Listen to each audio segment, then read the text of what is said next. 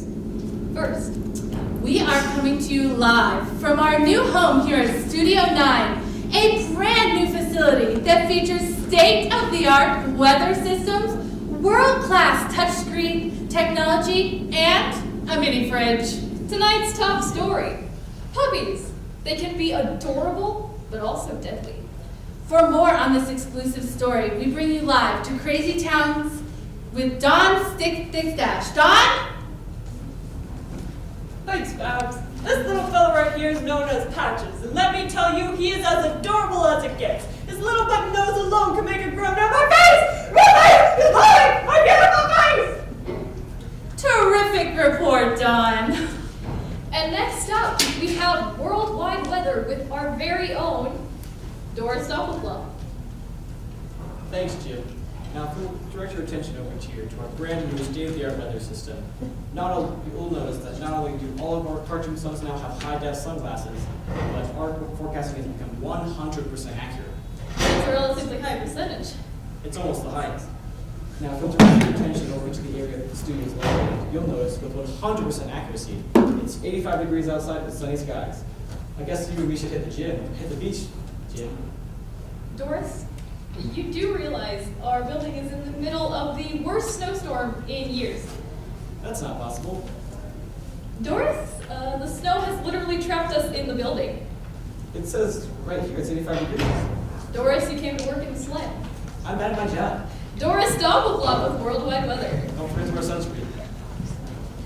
Shocking news today in religion. A priest, a rabbi, and a minister walked into a bar, but then realized the kitchen was closed and went to a Chili's instead. Crime Watch. That deep voice that just said Crime Watch means it's time for Crime Watch. For the latest on crime in your neighborhood, we take you live to our crime specialist, Jay Walker. Okay, you guys. 10 minutes ago, I was watching a rerun of Cops. I'm not watching it right now because I'm watching Real Housewives. But 10 minutes ago on Cops, they were chasing this guy down the street. He had a mullet. It was awesome. And I got this buddy who works out at the police station. He set it up so my phone gets a live video feed from their interrogation room. Totally illegal, right? Awesome. Hey, they just brought in some guy for questioning. Check it out.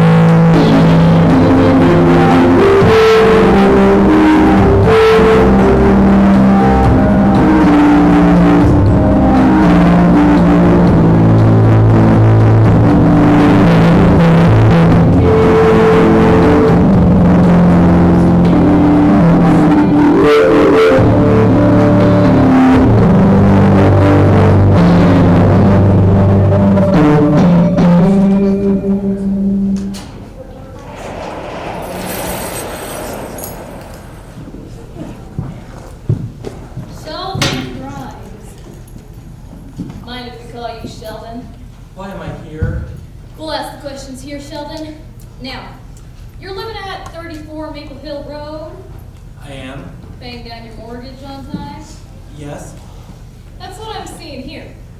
I also see that you're a respected middle school teacher and on weekends you work at Crazy Town Chocolates, a carrier of chocolate truffles. Kimball here loves chocolate truffles. Quite the pristine record there, Sheldon. Strong work ethic, well-liked by coworkers. Zero truffle theft. I guess. So to sum it up, you're just a guy who's polite, works hard, pays his bills, teaches kids, and doesn't steal from work, even while surrounded by chocolate.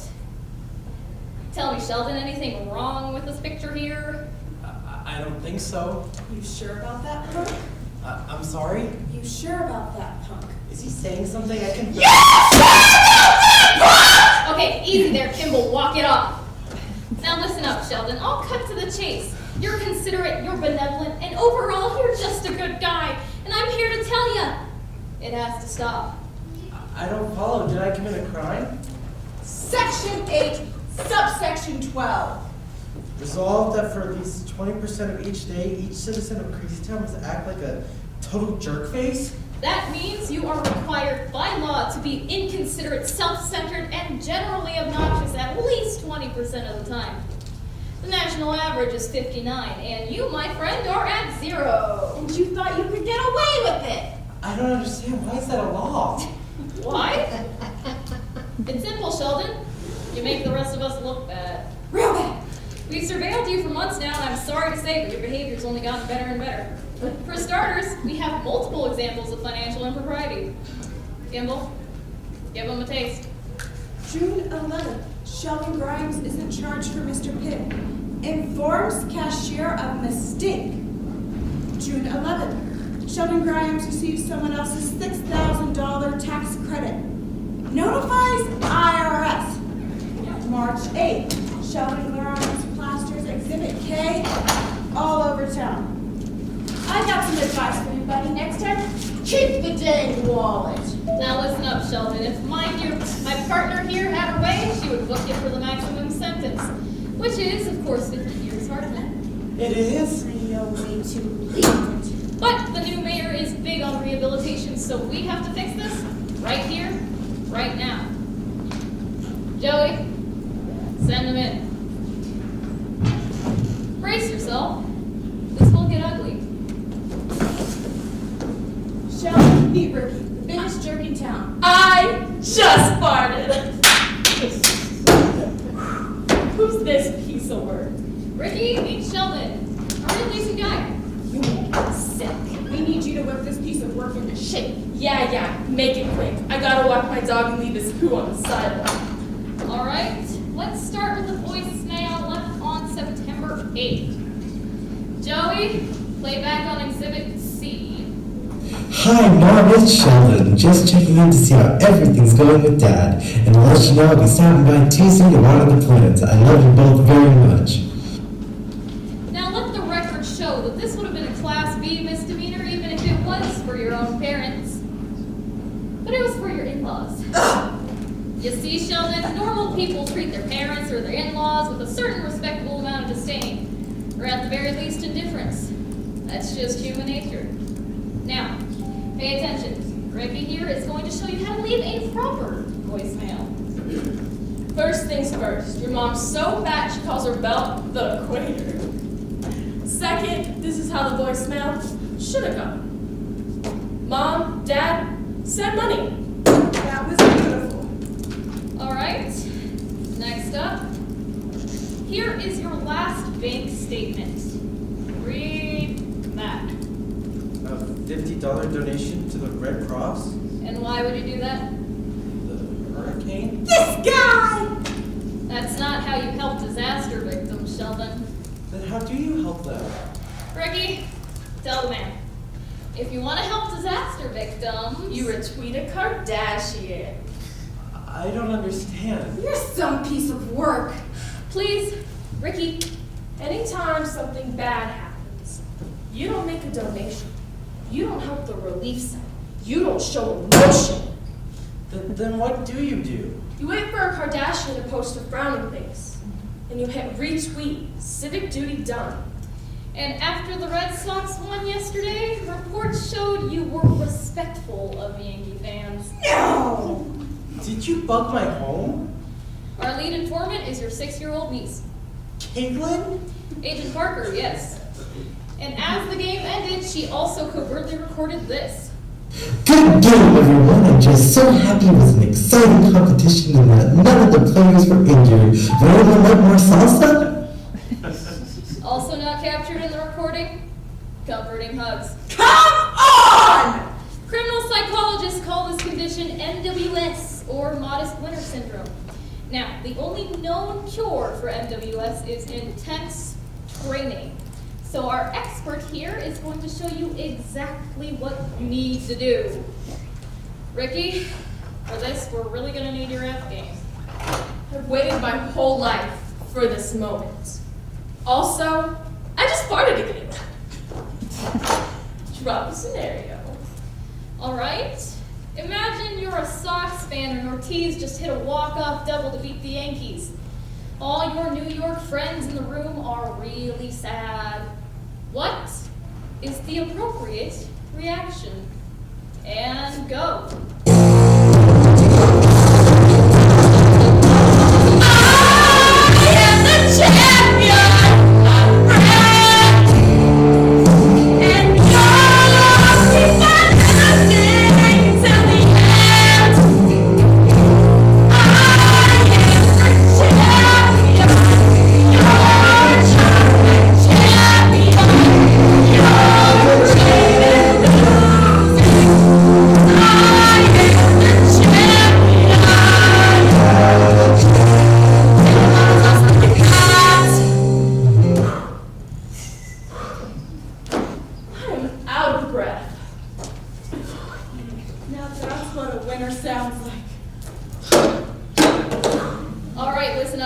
If you want to walk out of here, your conduct has to reach new depths. I'm talking at least half Ricky's level. We never insist on full Ricky. Full Ricky's a little much for one man. Unless that man is a rookie. In short, if you want to walk out of here, you're going to have to be less Sheldon and more Sheldon. Detective, is turning into a bad person my only option? I'd much rather be good. Plan B is prison. Let's try plan A. All right, you heard the man, Ricky. Make your magic. Yeah. Make it quick. I gotta save my voice for loud phone conversations at the movies. Scenario number 1. Your friend Stan and his wife invite you to a party. What do you bring? Homemade potato salad. No. Whole Foods potato salad? No. Whole Foods macaroni salad. Sheldon, think like Ricky. What are you gonna bring to Stan's party? Stan's bitter ex-wife. Scenario number 2. Scenario number 2. Scenario number 2. Oh, I get it. It's funny because of the inherent toilet humor. Nice. Scenario number 3. Scenario number 2. 3.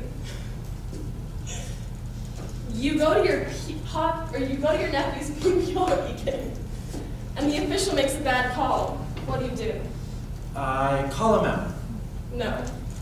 I curse at him. No. I punch him in the groin. Alright, Sheldon! Last one. You go on a date with the girl of your dreams, and the waiter brings out spaghetti. What do? Sheldon! Sheldon! Sheldon! Sheldon! Woo! Well, fellas, it looks like my work here is done.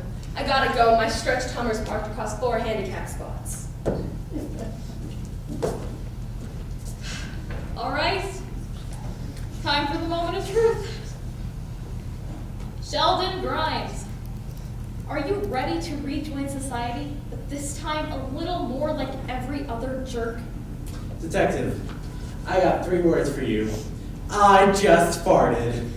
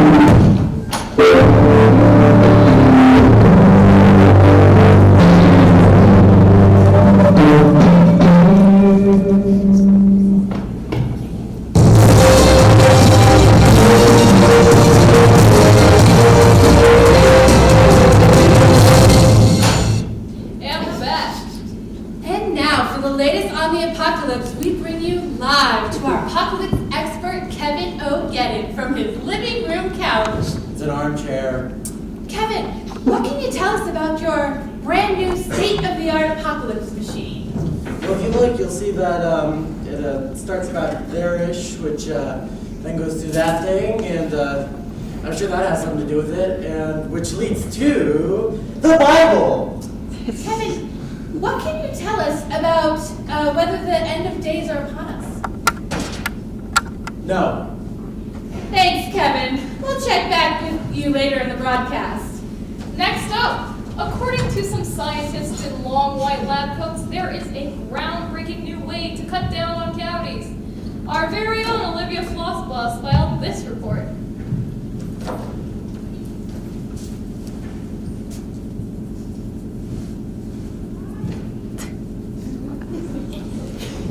Remarkable. And now, a word from our sponsor.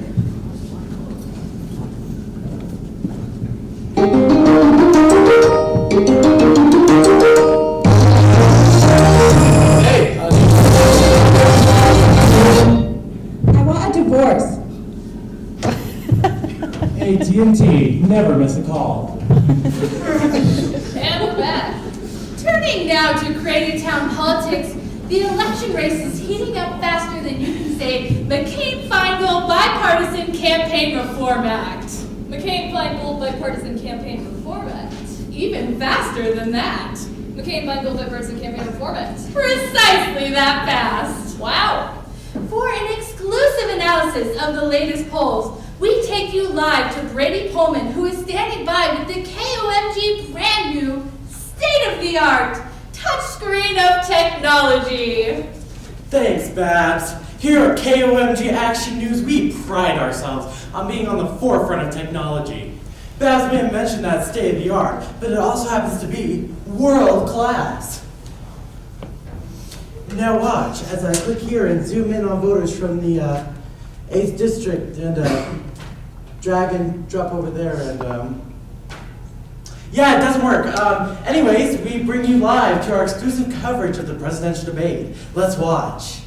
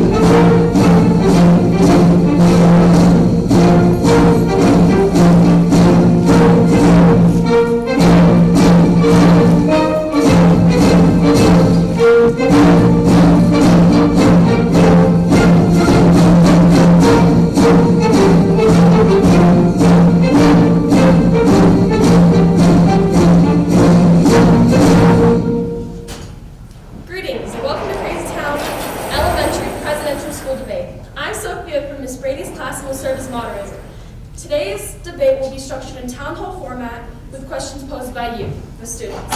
Now please join me in welcoming our candidates for your student body president, Eddie Grantwood and Caitlin Hartford. Welcome to you both. Let's get right into it with questions from your fellow students who've given us their name and a little something about themselves. The first question comes from Brian Kuda, who's afraid of the dark but still feels that zombies are awesome. Brains. If you could describe your candidacy in 3 words, what would those words be?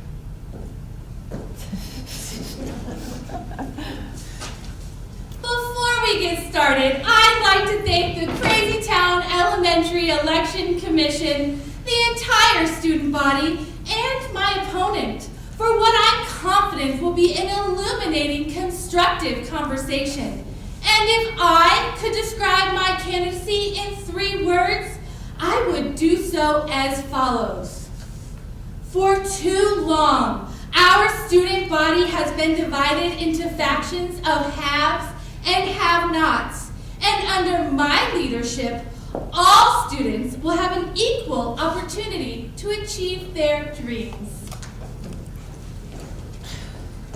For Before we get started, I'd like to thank the Crazy Town Elementary Election Commission, the entire student body, and my opponent for what I'm confident will be an illuminating, constructive conversation. I would also like to thank the Tooth Fairy, someone my opponent did not thank, presumably because she is not a true believer. And finally, I will comply with Brian's 3-word limit and describe my candidacy as follows. My goals include... crap.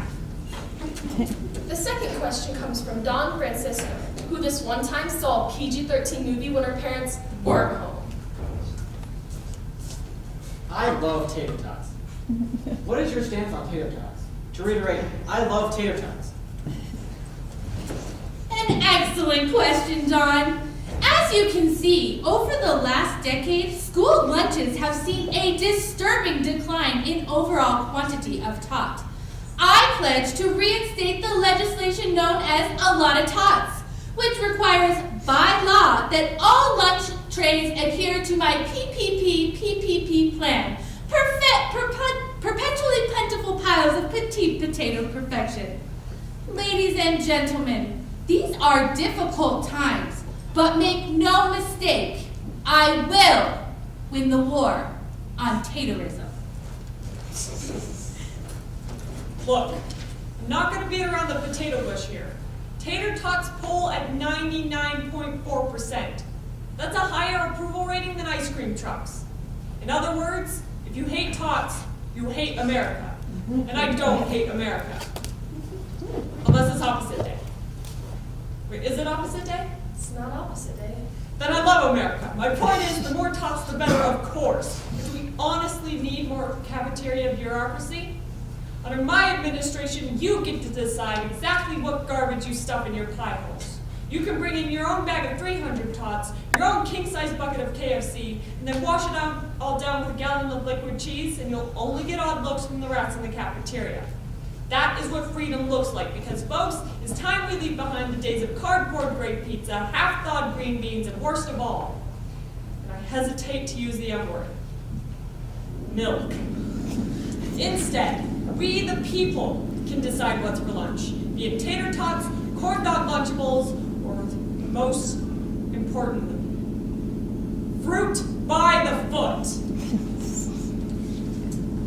The next question comes from Brendan Slattery, whose career goals include bapping. Girls are gross. Thank you, Brendan. Gender issues are a critical part of this election, and as a fellow boy, I thank you for not only bringing it up, but for also not being a stupid girl. Girls are indeed gross, and that will always be the case, despite what my big brother Jim says. Which is why, on day one of my administration, I will repeal the student council's short-sighted verdict in Awesome Girls versus Silly Boys. Yet again, my opponent is on the wrong side of history.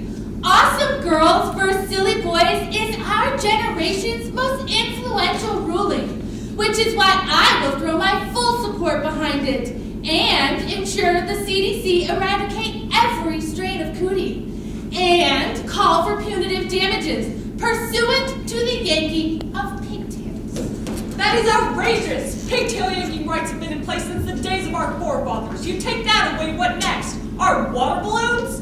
You'll get my water balloons when you pry them from my cold, wet We need hands. to move on to the next question. Sophia, before we do, I'd like to point out that my opponent is a girl and is therefore, by the transitive property of gender, totally gross. And I'd like to point out that my opponent is a boy, and in a few years he'll do a total 180 and try and impress me with cheap cologne. Well, I reject him for someone with a driver's license and stubble.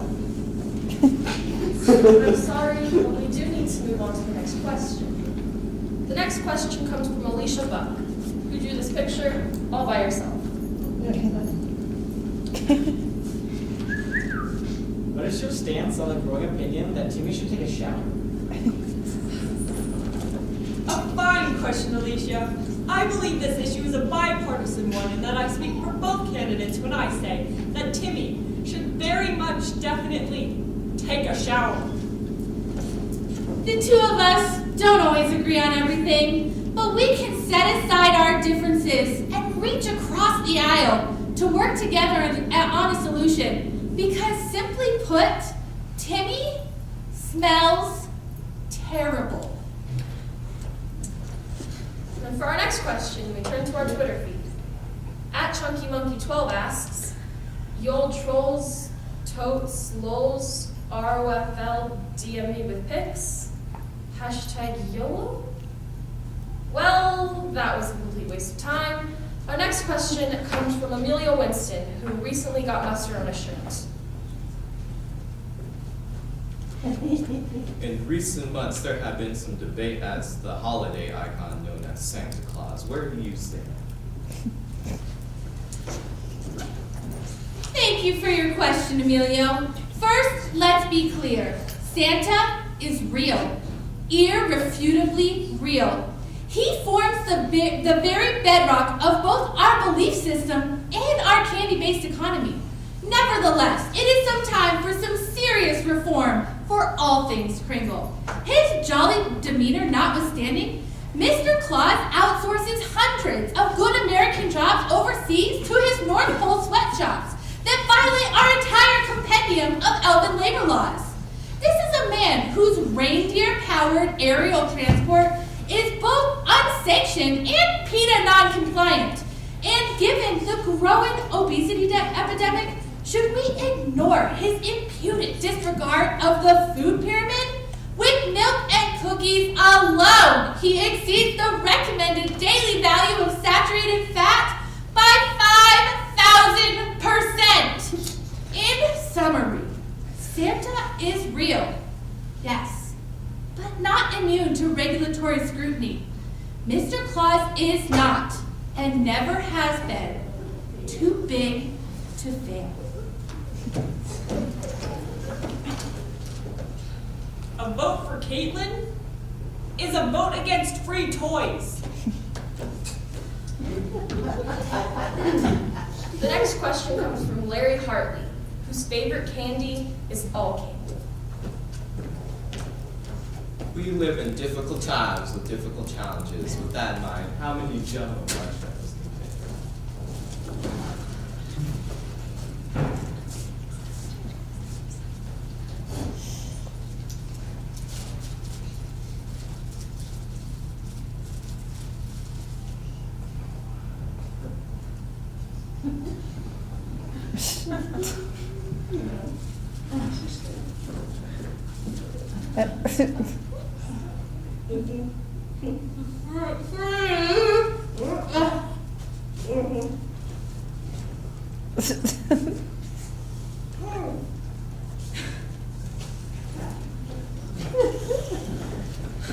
The next question comes from Edie Ringo, who really loves horsies.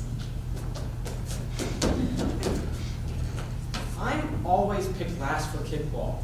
Under your administration, will I ever be picked not last? Edie, you raise a critical point. How can we as a recess community flourish if we don't lend a helping hand to the Edie? That is why, under my administration, kickball rosters will be automatically selected by a sophisticated algorithm, aka science, which will ensure that everyone gets a chance to be picked first. Everyone. Well, where I come from, we call that way of thinking hogwash or malarkey or stupid dum-dum pants. Folks, the fact is, some people are just awful at kickball.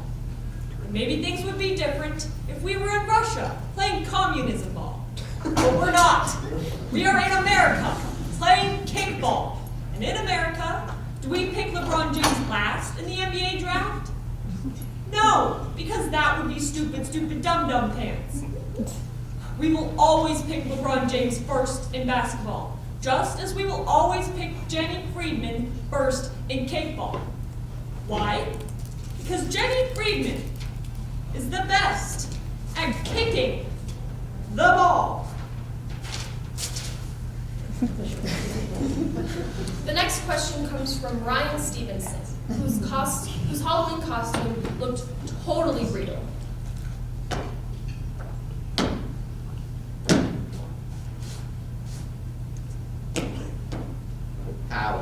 describe your school spirit? The reason I ask is because I've got spirit. Yes, I do. I've got spirit. How about you? Fine question, Ryan. If anyone has Crazy Town Elementary pride, it's me. As you know, our mascot is the northern elephant seal, which I always proudly display here in my lapel. Ryan, as I look around to the rest of the student body, I see so much northern elephant seal pride. Oh, my goodness. I'm just now realizing that my opponent does not wear a lapel pin. How fascinating. I suppose school pride isn't for everyone. Isn't it compelling that my opponent must overcompensate for his lack of school spirit on the outside? A true person's spirit isn't here, but in here, which is also where I keep this elephant seal handkerchief, which is noticeably larger than my opponent's lapel pin. Folks, we all know that spirit isn't just about size, but about quantity. Not only do I wear this pin, but another 8 right here. I have so much school pride. Northern Elephant Seals is my middle name, and I mean that literally, as I've had it legally changed to Caitlin Northern Elephant Seals Parker. Ladies and gentlemen, my ringtone.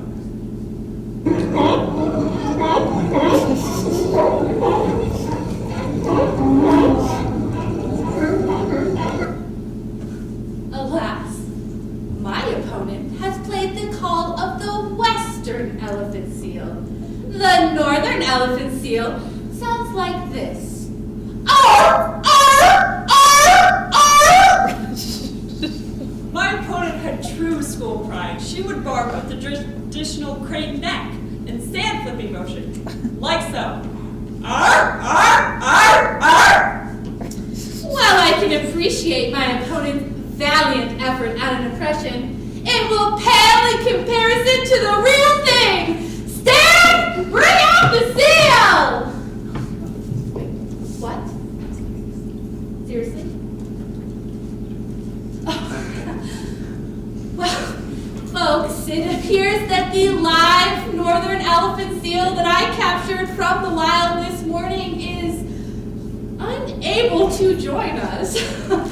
He will always be with me right here, which, if you recall, is where I keep my handkerchief. Seal pride! Let the record show, my opponent murdered a seal. Ladies and gentlemen, we have now reached the end of today's debate, which means for our closing statements, Caitlin, the floor is yours. Thank you, Sophia. My fellow Northern Elephant Seals, when you sit down and really think, what qualities do you want in a president? Do you want a me-first megalomaniac? Do you want a candidate whose entire Get Out the Vote campaign revolved around not only cupcakes, but triple chocolate cupcakes?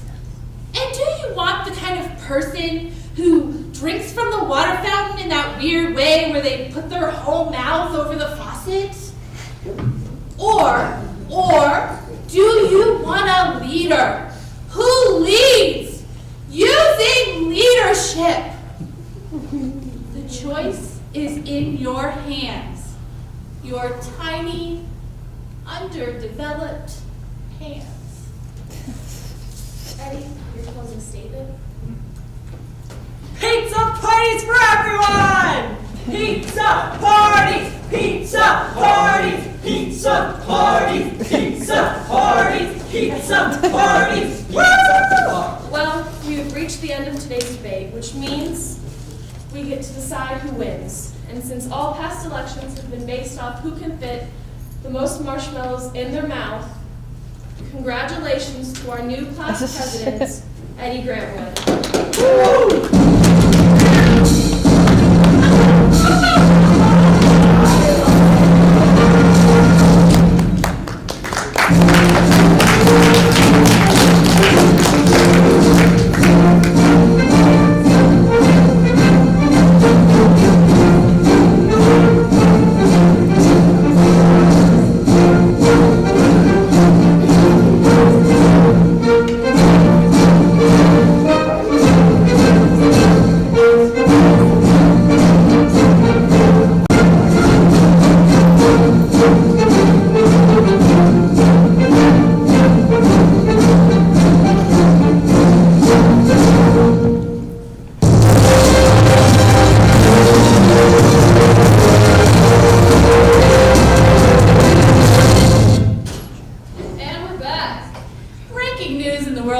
fashion today.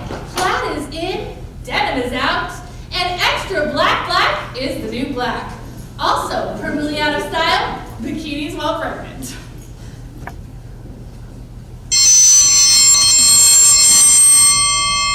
You know what that sound is? It's the KOMG dinner bell, which means I've got a question for our viewers. Who's hungry? Does that sound mean what I think it means? It should, as you've worked here for years and ought to know by now. I was being rhetorical. I don't know what that word means. Neither do I. The dinner bell means it's time for cook or be cooked with our very own Zelda chicken foot.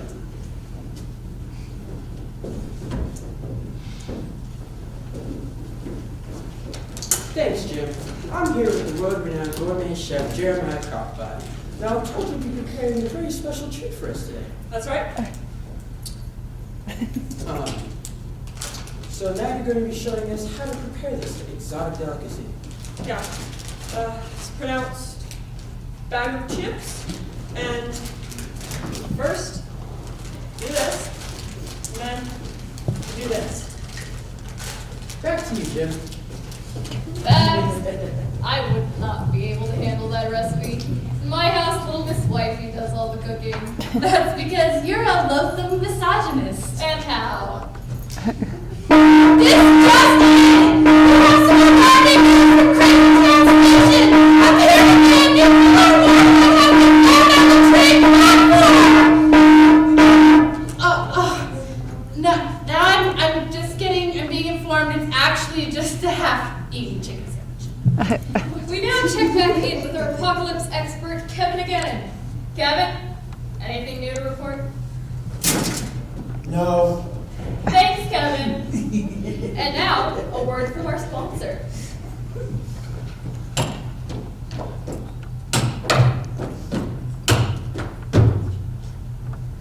Have you reached financial rock bottom? I'm flat broke. Crazy Town Casinos, where winning is mathematically possible. Yay! And we're back. Now for the latest in the world of boxing, we turn to the Short Sport Report and our very own Peter Fitzday. Earlier today, the world of golf was rocked when 10-time world champion Panther Shrubs made an entire 24 hours without cheating on his wife.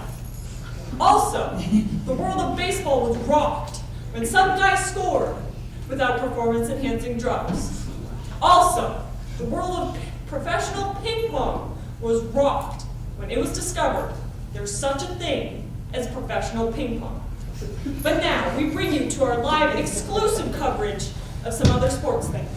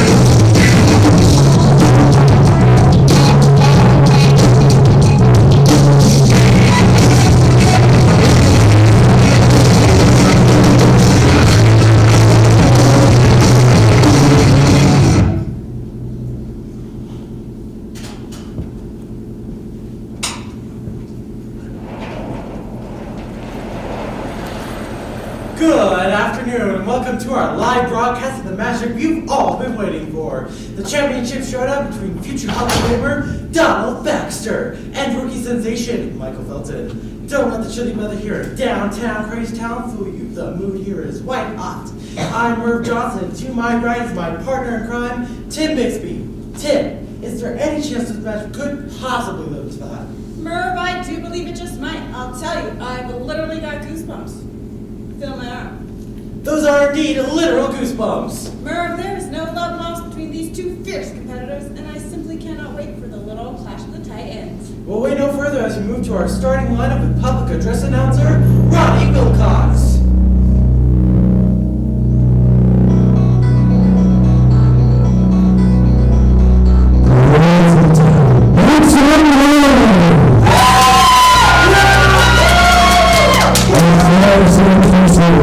He's a little man who life for 2 years, but still plays video games.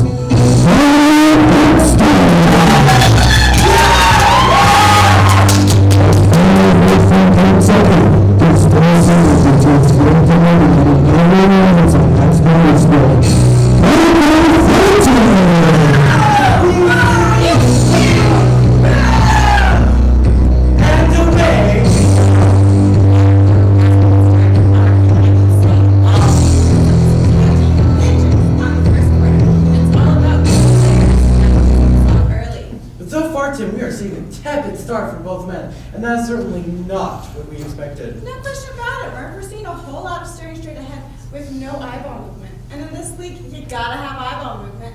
Let's not get ahead of ourselves, Merv. We both know how explosive these two men can be, and how this game can turn on a dime. Oh, and Donald Baxter with the first move, and what a move it was! I said it on the Crazy Town Copy Center pre-game show. Donald loves to start out strong, and today is no different. What a way to set the tone. Michael Felton has simply not responded. I don't think his head's in the game, Merv. Oh, and another strong move from Donald Baxter. Is that what I think it is? It is indeed a Tostito scoop. Well, Merv, I'll tell you, Felton still looks lost out there. There's still no eyeball movement of any kind. You have to wonder if he's 100%. Wait, here comes Baxter with a double. No, a triple dip. How often do you see that? Wow, this could get ugly. Felton needs to focus or he'll be unable to climb out of this early hole. Oh, and out of nowhere, Felton intercepts his attention. What a move by the inanimate object. Felton's divided focus can only mean one thing, Merv.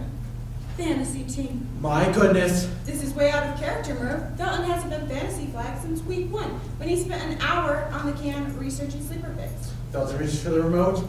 Here comes the channel change, denied. He's trying to check on his players from another team, but him and these remotes are simply not on the same page. Oh, and he changes the input source from HDMI to AV1. What an embarrassment. Merv, the last thing you want to see is an early fumble. He cannot connect. And the crowd here at JP Morgan Chase's living room is letting him hear it. Oh, Donald Baxter steals the remote with authority. Classic home field advantage. You gotta love his remote control. It's a blowout. Baxter might go for the juggler here with some aggressive play calling. He might even spin for a beverage. Indeed, he fakes left, jukes right, and an unexpected move to the cherry Coke. What a huge departure for Baxter. Ever since college, he's been more of a Pepsi man. We never expected Coke, let alone a specialty Coke. What a bold move. He's getting cocky, and I love it. But out of nowhere, Baxter is stopped at the line of cabbage. It simply refuses to open. Merv, after such a powerful start, we're finally seeing this pearly seal, which is, of course, the opening of common beverages. 20 seconds have come and 20 seconds have gone. We may witness history here, folks. The record is 28 seconds. Oh my, oh my! Donald Baxter has shattered the world record for beverage incompetency. Now let's see if Felton can take advantage. A diving grab by Felton. And he opens it! Merv, it was a twist off. What a mental error by Donald Baxter. And he knows it, Merv. Look at his face. Look at his body language. This will haunt him forever. Tim, is this the spark that Michael Felton so desperately needed? No question about it, Merv. Baxter and Felton continue to battle with Felton gaining ground. Oh, rejected! That has to be one of the best block shots I have ever seen in my 20 years of watching dudes watch sports. Get that out of here! And he just can't believe it. He's still hanging out to dry. What's this gonna be? Donald Baxter pretends he is stricken. How quickly the tables can turn. Donald Baxter has lost the upper hand. And the pun is not intended. After such a powerful start, we're finally having a huge momentum shift. And it does not look good for Baxter, who now appears to be drifting off into a catnap. Tim, now I've seen everything. And here's where the rookie's fresh legs come into play because the aging veteran is simply unconscious. The open mouth will not be denied. I said it yesterday on the Toyota Tundra radio show. Felton loves to catch his opponent sleeping. This is where he's at his best. And here we go, seeing exactly that right now. And the ball is on the head! But now will he take full advantage? What's this? Could it be? Donald Baxter just got Instagram. Hashtag embarrassing. Ladies and gentlemen, we are tied. What is this astonishing comeback by Michael Felton? No question about it, Merv, but I wouldn't be surprised if the game is tight from now on. These players are hungry for victory. Indeed, Felton surveys the spread. He's got a wide open man. Oh, intercepted! Baxter came out of nowhere to pick his chip. And Baxter begins to multitask. And it may as well be the most irresponsible multitasking in league history. He's now going next level by answering an email from his boss.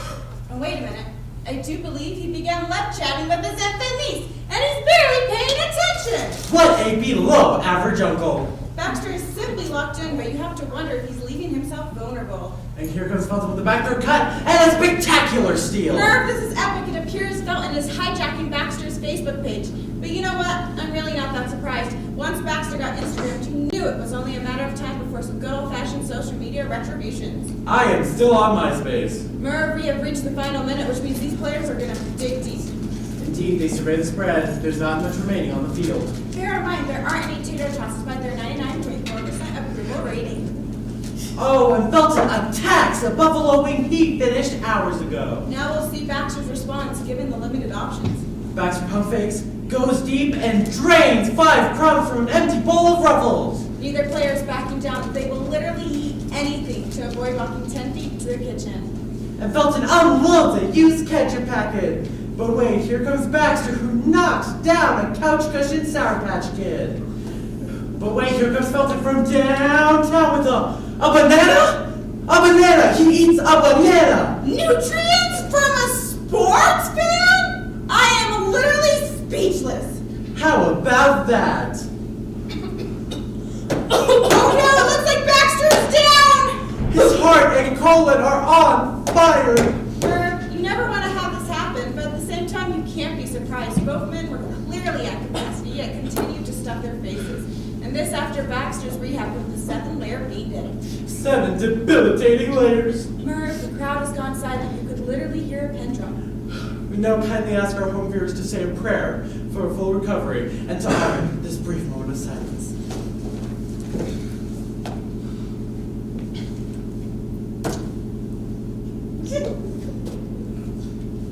What's this? Baxter's alright! Baxter's alright, folks! He's gonna be just fine! Goodness! And don't look now, he's getting right back on the field! What a fighter! You've gotta love the guts on this guy. What a warrior. What a true hero. This is a man you want to go to war with. It is in no way disrespectful that we regularly equate sports to actual war. Not in the least, Merv. Now we have reached the moment of truth, where we see which man turns out to be a loser, and which man also turns out to be a loser. Indeed, 10 seconds on the clock. Here comes the final play. Oh, yes! Yes! This is the most beautiful game I have ever seen! At least since last week! This is the greatest day of my life, better than my wedding day and the birth of my child.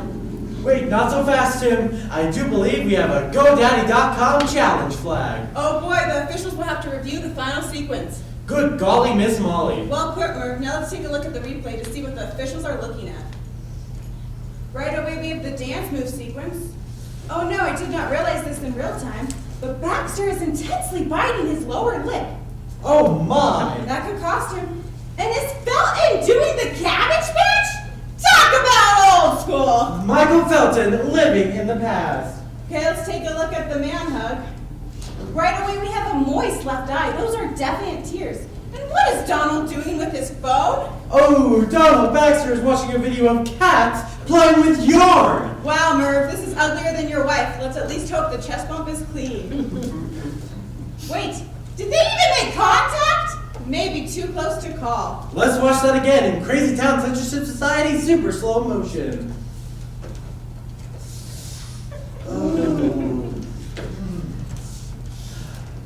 I don't know, Merv. Let's take a look at that at another angle.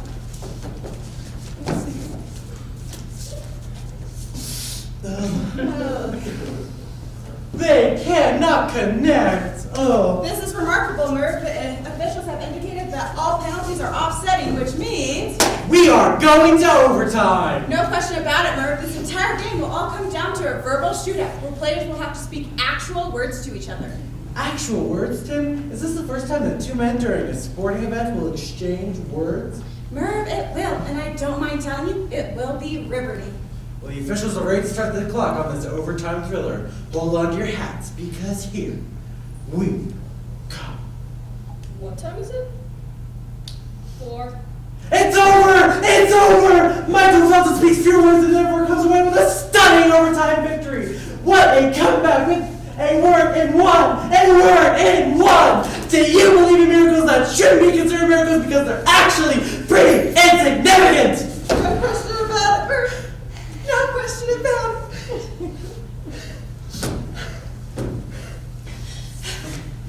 Well, folks, we have just witnessed the apex of greatness. Everything in life from this moment on will be nothing but a bitter disappointment. Don't change the channel because right after this, a replay of the match you just saw. Tim and I will certainly be watching. Good night.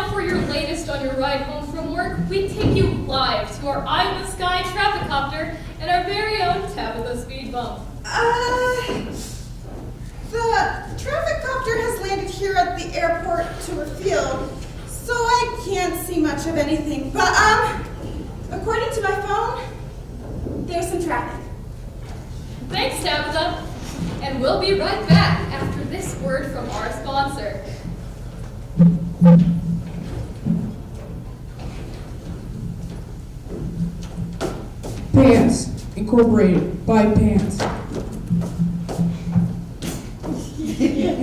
we're back.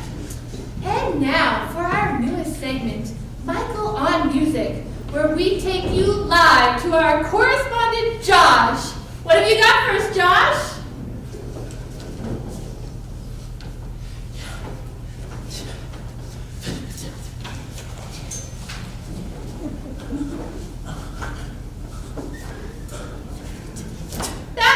Josh with Michael on Music. Now for our second news segment, we turn to Crazy Town Corner with Gretchen Reporter Face. Thanks, Jim. I'm Gretchen Reporter Face, and welcome to Crazy Town Corner. Here at Crazy Town Corner, we take you in a dip look into Crazy Town's most beloved institutions. Tonight's profile, the Crazy Town Censorship Society. You may know of the Crazy Town Censorship Society based off of their most famous lawsuit against the Nature's Channel's unapologetic footage of bird nudity. But rest assured, bird nudity is only the tip of the Crazy Town Censorship Society's iceberg. We now take you live into one of their captivating monthly meetings.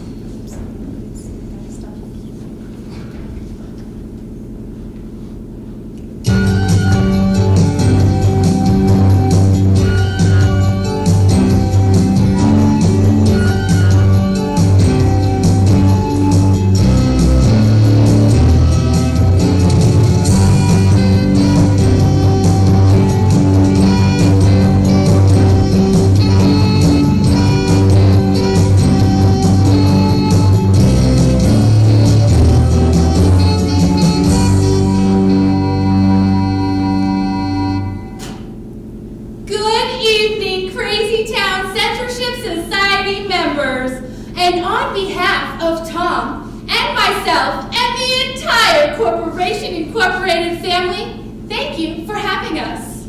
Tonight we've heard a great deal about the erosion of family values, but worry no further, because me and Shelley are mere minutes away from answering all of your prayers. Because we're about to introduce a product so useful and so life-changing, you know you'll be satisfied, which is why we offer a 30-second money-back guarantee. Well, let's not delay. Shelley, if you will.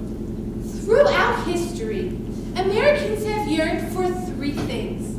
1, Put a man on the moon. 2, End hunger. and 3. Do theater without all the dirty parts. Let's review. Moon, check. And hunger, close enough. But producing plays without all that R-rated garbage, that is a challenge that has eluded us for generations. Until now. Until now, indeed. Because Corporation Incorporated has developed a breathtaking new product, scientifically proven by science, to be the perfect tool for any family-friendly theater. Introducing the Play Purifier! I'm intrigued. Tell me more. Allow me to present a scenario, Tom. Imagine you're a director, Okay. and you're directing David Mamet's Glengarry Glen Ross, but it's just filled with ugly words. Goodness. Now in this town, if you're acting curses, your directing days are over. So what do? Choose a different play by David Mamet? One with all those swears? A fine idea, but no. Choose a play by a different writer. Wrong again. You'll be directing David Mamet's Glengarry Glen Ross. But how? With the Play Purifier, of course. A sophisticated computer algorithm automatically censors every offensive word. I don't understand.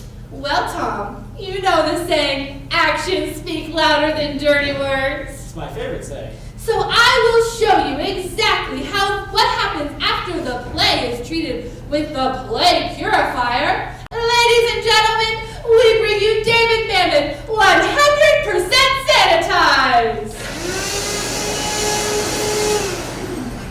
You made the deposit, right? Last week? Sure, I think so. You think so? I don't know, I'm pretty sure. You're pretty sure. You're pretty sure. You know what you are, Jim. You're a son of a gun. You hear me? You're a son of a gun. This was your boo-boo, and like all boo-boos, it's gonna hurt. Like another trucker. I'm sorry, No! You stupid meanie butt! You lost 10 grand, you poopy pants! What are you gonna do about it next? Huh? What are you gonna do? I'm sorry, Ricky, You're a jerky jerk.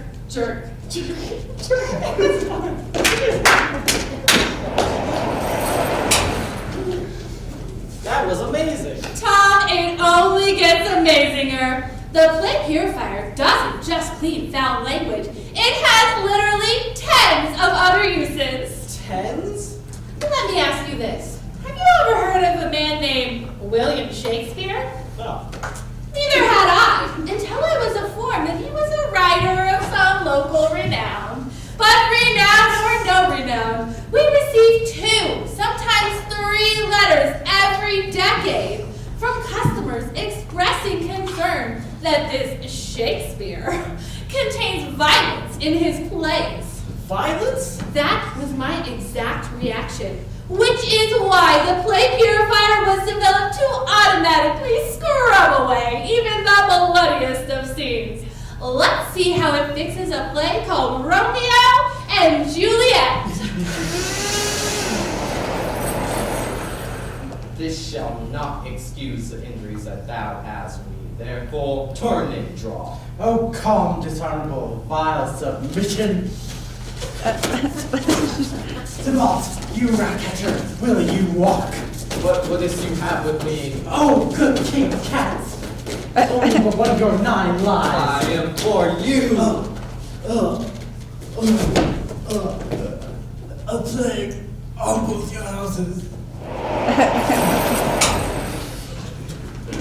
That was so intense. It only gets better, Tom. It only gets much, much better. I have a question. Yes. You, Tom? Does this product do anything about plays when the gruesome violence happens offstage, but we still see the bloody aftermath? It's possible that Tom is referring to the Greek drama Medea, in which the title character appears with her 2 young children that she has just murdered. I've always been a little anti-child murder. Now, Tom, you and I both know that nobody wants to even think about double infanticide.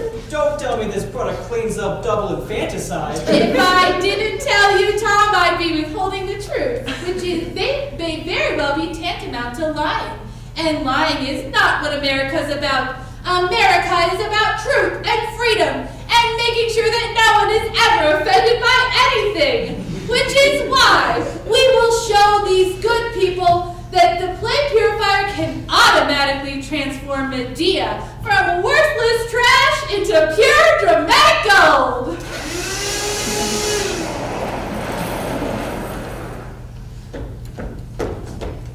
Remove the bar on the door once, so I may see my dead sons and their murderer, that woman on whom I shall exact revenge. Why are you looking for the bodies and me, the one that killed them? If you want something from me, then say so, but you'll never have me in your grasp. That was beautiful. Now, I know what some of you might be thinking. What about vegans? I was definitely just thinking, what about vegans? Well, don't you fret, because the play purifier is always one step ahead.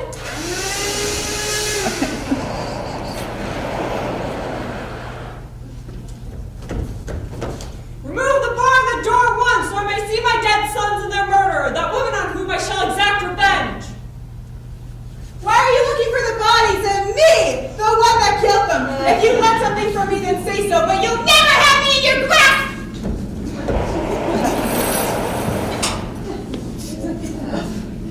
Incredible. Now, Shelley, does this product do anything about, how should I say it, plays that deal with, how shall I say it, nighttime activities? Good question, Tom. Some plays contain acts of premarital bedtime intimacy, which is not only totally gross, but also inaccurate, since according to a recent study, only 1% of Americans even hold hands before marriage. Get a room.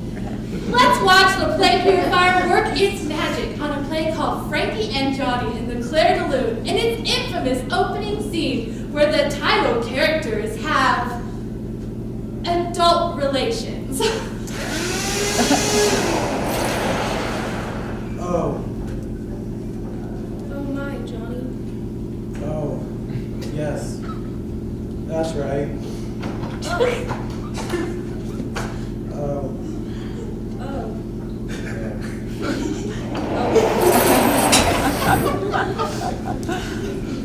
It was like watching the original production. That's the miracle of the play purifier. Is there anything this product can't do? I'm glad you asked, Tom. Have you ever had problems with drugs? Have I? Well, the play purifier can turn such problems into solutions.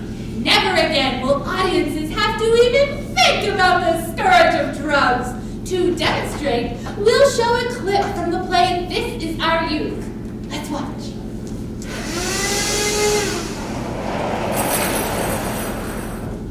You stole the cash from your dad, right? What are you gonna do with that? I don't know. I got something. What? Some glow. Yeah? Is that any good? Tell me. Let me try. That's some good blow!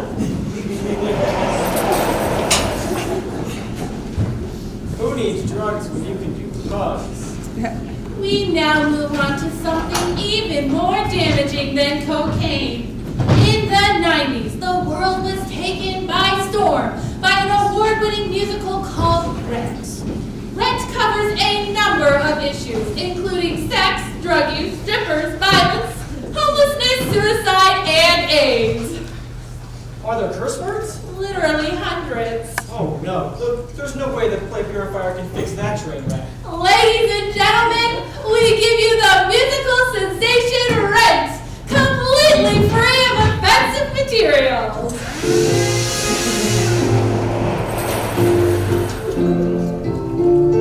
525,600 minutes, 525,000 moments, oh dear.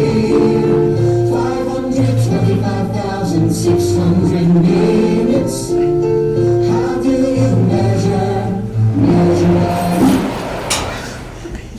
It's so catchy.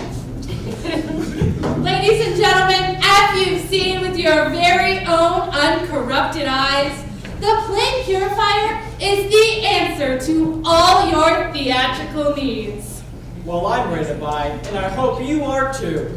Good night, everyone. God bless, but most of all, we accept some major credit cards.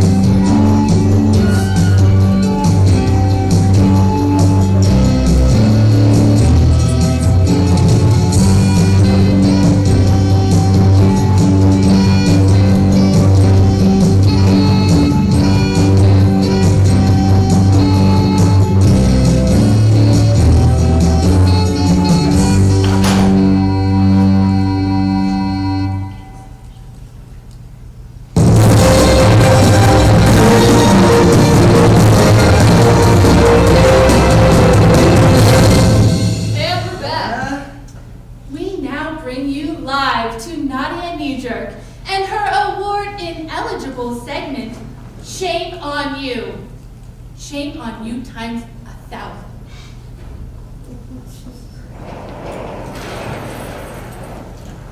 I'm here live with Miss Gertrude Hubbs here at the annual Flag Football Fun Time Fantacular.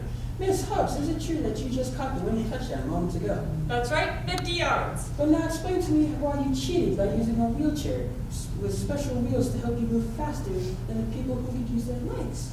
I was born this way. So you claim. So you claim. Awful. As the good book says, awfulness is in the eye of the awful. And as I say, shame on her times 1,000. Thanks, Nadia. Way to smoke out the truth. We now check back in with our apocalypse expert, Kevin O'Geddon. Kevin, anything new to report? No. All right, Kevin, be sure to keep us posted. Thanks, Kevin. And now for our weekly opinion piece, we bring you an old man.